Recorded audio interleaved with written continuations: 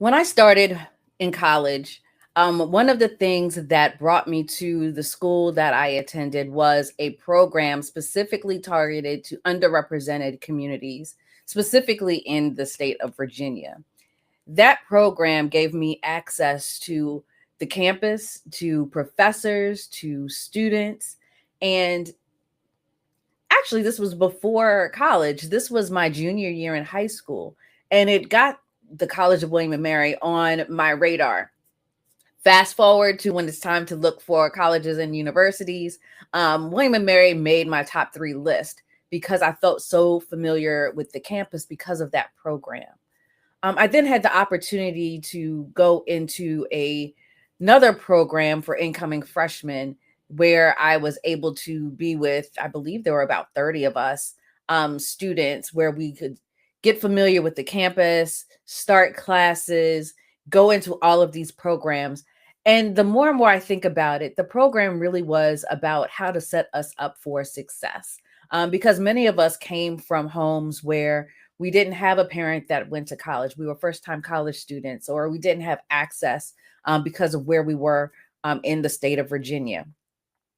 Fast forward several years, and the first career that I went into was in higher education. So if you've listened to this podcast, if you've listened to anything that I've done, you know that I have a sweet spot in my heart for higher education. And so I want today's episode to really look at and highlight what's been going on in this space, especially as a lot of DEI programs, like the one that I was a part of, have been dismantled. And so my guest today is Terrence Gresham, who is a talent advisor, a consultant in this space, to talk about what is really happening in higher education, because the impact is so much greater than just not doing diversity, equity, and inclusion programs. So, Terrence, welcome to the show. Thank you so much for having me. I'm really excited about this conversation and I can't wait to dive into it. Wonderful. So, Terrence, I started off talking about, my experience and being part of these programs. And, hindsight being 2020, several schools in Virginia and several schools across the country had similar programs that were targeted toward um, underrepresented students, right? Be it from different socioeconomic backgrounds, etc.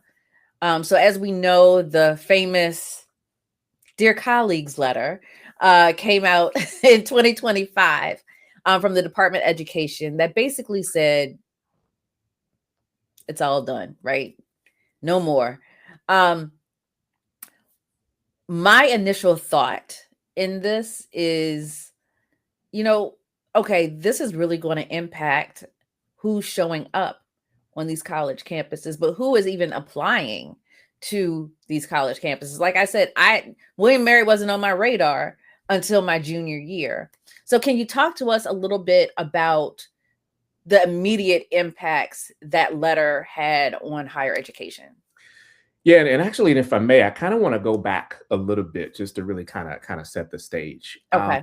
And you really have to go back to when the Supreme Court even decided that they wanted to pick up this whole notion of whether or not affirmative action, DEI programming, what have you, was even legal within the higher education community. And so Mhm. that goes back to 2023. The Yeah. stage was set much longer before that, but really I think kind of where we are in this current state really kind of goes back to 2023 and the impact there, in that them saying, hey, the consideration of race in admissions is illegal. I'm saying that with quotes. Yeah. Yeah. But there was still the opportunity to include some sort of information about your background in your admissions application. The as part of the higher education community, specifically in my role working in college admissions, it was a bit of a challenge because we're about building relationships. And quite frankly, and this kind of goes again, this really kind of goes all into kind of what we're looking at in terms of building programming. It's about building relationships, but it's also about eliminating biases. And Mm. there's an aspect of bias, that's a whole other conversation. But when you're building relationships with candidates and you've gotten to know this candidate, you've gotten to, kind of have conversations. You talked about even the fact that before you applied to college, you were already familiar with some of these schools. These schools were on your radar. And dare I say, you may have already had a relationship with an admissions counselor, with an advisor, someone. That's part of what we do in this space, especially when it comes to ensuring that students from historically marginalized backgrounds have access to these programs. There was a program I worked with years and years ago that started in the 6th grade, Wow. building the access for them to be familiar with college and understand that they can, one, see themselves there, but also two, find opportunities for them to get into programming that gets them ready for school when they're ready to apply in the 12th grade. So again, the stage, even though we got this dear colleague letter in 2025, the stage really kind of where we have kind of gotten to this point. It's been a long time coming, but the programming and the kind of the opportunities that students have been able to take advantage of, this is years and years and years in the making for it to really kind of be dismantled. It was huge. It was paramount to, you have this historic building and then it's gone in 10 seconds when you implode it. Like And the East Wing of the White House. Yeah. yeah, Yeah. yeah, yeah. Great point. Great point. Yeah. So, Um, you know, I not that I totally forgot about the Supreme Court decision, but just to kind of dive into that a little bit, because we do now have some space between what happened, the decision, and then we've had a school cycle mhm, occur. And if I recall correctly, it was a group of Asian students mhm, who were suing, saying that these admissions programs were discriminatory toward Asian students. And I think fast forward, several schools came out with their data, and fewer Asian students were getting into the program. So now that the barriers were removed, fewer Asian students were getting in. Fewer Black students were getting in as well in some cases. But then also the number of white male students dropped significantly too. yeah. So it was almost as if, oops, maybe we shouldn't have gone to court because it backfired. And so now, if I'm understanding this correctly, these same students are now saying, wait a minute, we are now being more damaged because of this court case that we brought about. So what it says to me is these programs were actually doing the work that they were built to do. And I use the example, my mom and I talk about this stuff all the time. And um, she was saying it's interesting the people that are speaking up about, DEI and being woke don't even realize that they're part of that community. Mhm, Um, and mhm, so she was like, look at JD Vance. mhm, He's from Appalachia. That is an underrepresented community when you look at socioeconomic diversity. And even yesterday, I was getting my nails done, and I don't even know what station was on in the salon. I could just hear it. I couldn't see it. mhm, And the state of Texas has announced all of these programs specifically for veterans, mhm. be it housing, be it education, all of these programs, and they're targeted to veterans. And I'm like, that's diversity, equity, and inclusion. Exactly. And they, and what was said was employers are asking us to have access to this population. So it made me think, when you're talking about recruiting, when you're talking about, and from a higher education standpoint, but even from a corporate or nonprofit, whatever, as long as you are bringing people into your organization, if you are seeing, I have a need that needs to be met, Mhm, mhm, there should be programs, to your point, that have built relationships with these communities. mhm, So there's access. mhm, mhm, mhm. Yeah. Yeah, yeah. So I'm gonna try to paint a little bit of a picture. Hopefully, it doesn't get too deep into the weeds. I'm going to try to keep it as broad as possible. Okay. I know for a lot of people that aren't like deeply familiar with the world of kind of how higher education works beyond the admissions process, and of course, you know, if you've gone to college, you know, obviously, but in terms of the business of higher education is a business. It is a big Absolutely.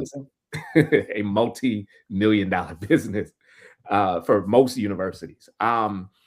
It's built, and quite frankly, even though for a lot of students, the goal is to have as little debt as possible, most universities, and I can speak about this freely because I'm not, you know, tied to a specific university. Most universities' goal is to make money off of cash paying students, you know, who pay Hmm. full tuition. But the point here is that the beyond the admissions process, beyond ensuring that you've got a robust number of students that are enrolled in your programs, there are also relationships that are being built with the business communities, those who are looking to hire these Yes. candidates after they have completed these programs. There are, you know, a lot of times career services offices, their success is driven not necessarily by how many students are being hired by various companies, but what relationships are they maintaining with these companies, and whether or not, Hmm.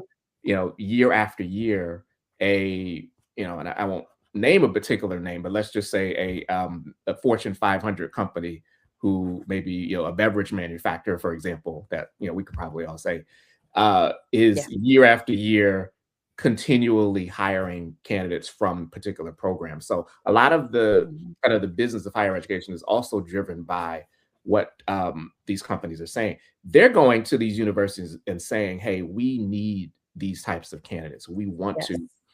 And actually, if I may, I'll give you a story because I was responsible for managing a program. There's a nonprofit program that works to ensure that more students, predominantly Black and Brown students, have opportunities to be successful in business, and they usually do that through MBA programs. And so Hmm.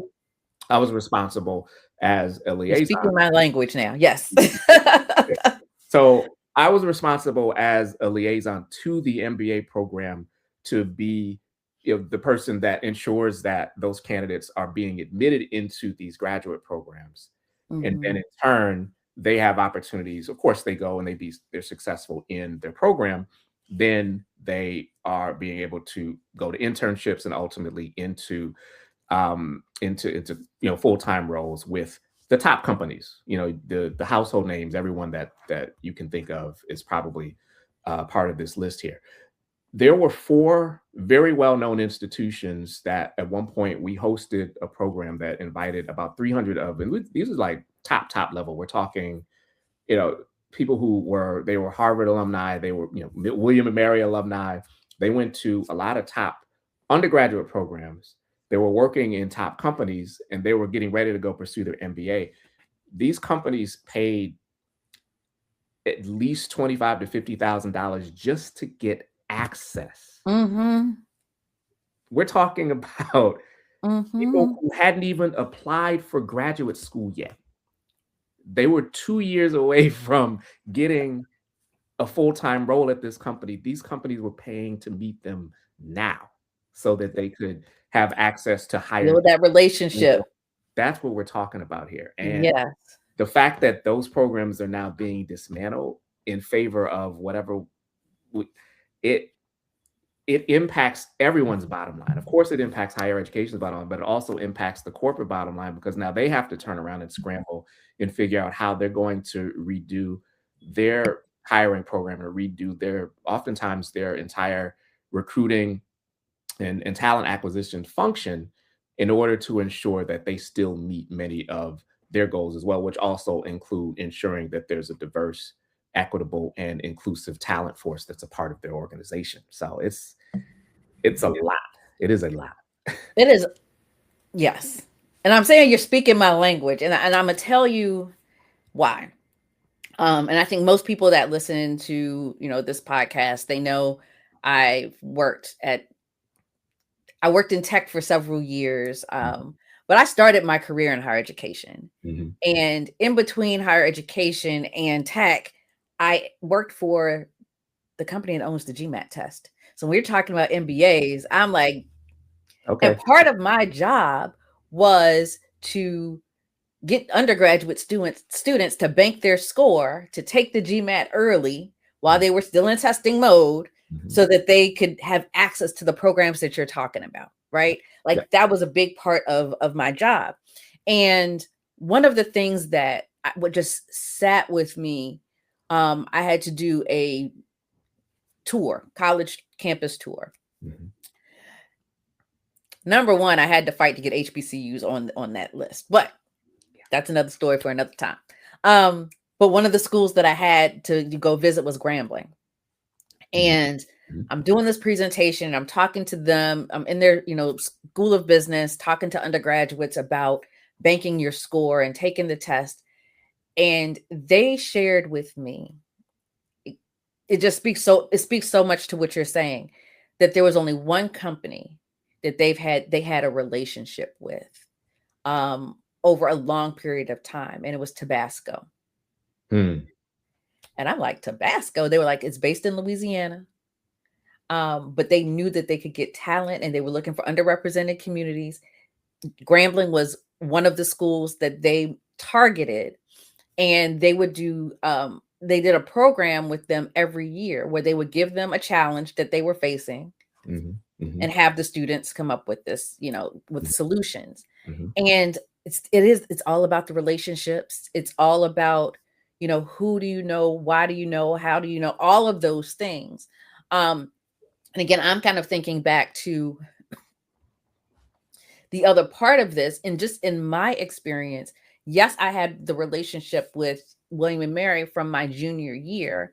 But I lived less than 5 minutes from Virginia State University and new professors, new administrators there. But the fact that I'm like, it's 5 minutes away from home, I'm like, no, that's like 13th grade. I'm gonna see all the same people. I can't I can't be that close to home. I need somebody to be able to get in the car or on a train to come get me. And I got accepted to James Madison and George Mason as well. George Mason offered me a full ride. I didn't have a relationship with them. Yeah, there you go. Right. I knew at William and Mary, Dr. Carol Hardy, who had called my mama, had talked, the relationship was there. The recruiter, to this day, I remember who recruited me, right? Still stay in contact because he was an alum of the school. And so, as you're talking about, these programs are so much more than just admissions and bringing folks in. It is about building those relationships. It's about trust. And do I trust that you have my best interest at heart? Or are you going to come to this event, shake hands, kiss babies, and then I'm never going to see you again? And so I'm kind of blowing this out a little bit more to the impact of these anti-DEI programs at the college, because what also came to me, so back up just a second. When I got my degree in higher ed administration, I was focused on the student affairs side of things. So I worked closely with admissions, but I was the one that was with your student every day. My thought process when I started to see and hear what was happening on college campuses was, where is the safe space for these underrepresented students that are currently on campus? So beyond admission, you now have folks that are seeing their women's centers being shut down, the LGBTQ plus community spaces being shut down and defunded, Black student centers being shut down and closed. So I come to you from an admission standpoint, in when students see and hear that this is what colleges are doing, trust is now lost. Yeah. And so how do you recruit somebody into an environment that has said your identity means nothing to us? Yeah. That's a a very loaded question. It's a challenging question too, but I think it's twofold. Number one, and again, it's going back to the nature of really building the relationship. And I think having the right type of representation on your campus that is willing to go to be it a high school, be it a center, a nonprofit, CBO or something of that nature, and listen and say, okay, what are your students looking for? How can we be of service to them? Not just, hey, we've got this program and you should come and you need to come to fill this. I'm saying quota, but not in the manner that we're Right, right, familiar with. right. But and then I think from there, when that person, and again, you hope that this is a person who kind of gets it and is not trying to feed them something that they don't necessarily subscribe to, but it's something where they can say, hey, I'm interested in this program because of this, or I'm interested in this school because of this. You may go to a program that has 50 students in it. There may only be two that are genuinely interested in your program, but those two can potentially be the change that your program needs to build an extended pipeline of people that come 3, 4, 5 years down the line. So I think it's a little bit of that at play, but it's also working with higher level administrators at programs at high schools, universities, if you're thinking about the graduate programs as well. And again, kind of going to them and saying, what are your students saying? What types of Mhm. interests do they have? What types of goals do they have? And what can we do to serve that? Bringing that back to the institution and then saying, what can we as an institution do to meet their need? Is it a program that we need to develop? Is it building a stronger relationship with alumni and bringing them out to talk to them? Is it the career piece where we can kind of say, hey, you can come here and you can do this, but here's what you can do afterward, and let's give you some success stories. But we can't just force feed that down the throat. We have to really sort of listen and give them the opportunity to kind of let us know and sort of paint the picture in terms of what can be successful for that community that you're looking to connect with to Mhm. thrive in your particular campus. So I think it just starts with, again, just going in and really listening, building the relationship, but doing it from a place of let's listen, let's understand, and then let's make adjustments to make sure that we can bring in the right students authentically. Yeah. So what I'm hearing is, as you said, it's twofold. One is absolutely listening, but it's actioning what you're hearing, right? So not just like doing these listening tours and like, oh yeah, we hear you, and do nothing with it. It is, how are you putting that into action? Mhm, The mhm. other piece that I'm hearing you say too is, ooh, show up authentically, Yeah, right? yeah. And if inclusion is a part of your values as an institution, and I say institution meaning colleges and universities, but any organization, if this is something that you have on your quote unquote cafeteria wall, what does that look like every single day? Mhm. And so what I started picturing as you were saying that was, are you engaging your alum? And they're the ones that are at these events, 'cause they can then speak to their experience. Right. Are you engaging current students in helping the recruiting? Because they can, again, help with that.